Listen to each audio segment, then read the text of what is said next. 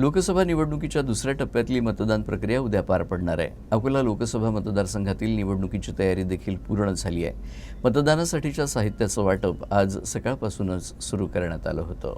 अकोल्यात होणाऱ्या मतदान प्रक्रियेसाठी नियुक्त करण्यात आलेली मतदान केंद्राध्यक्ष आणि मतदान अधिकाऱ्यांची मतदान पथकं नेमून दिलेल्या मतदान केंद्रांवर रवाना व्हायला सुरुवात झाली।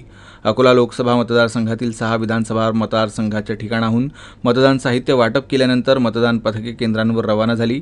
अकोला लोकसभा मतदारसंघात 18,75,637 मतदार आहेत। यामध्ये पुरुष 9,70,663 तर महिला 9,04,924 एवढे आहेत, तर इतर 50 आहेत। 18 ते 19 वयोगटातील 25,963, यामध्ये 15,623 पुरुष आणि 10,339 महिला आणि एक इतर मतदार असणार आहे। अकोला लोकसभा मतदारसंघात एकत्रित 6 विधानसभा आहेत, ज्यामध्ये अकोट, बाळापूर, अकोला पूर्व, अकोला पश्चिम, मूर्तिजापूर आणि रिसोड अशी 6 विधानसभा मतदारसंघ आहेत। अकोल्यात जवळपास 2,056 मतदान केंद्र आहेत।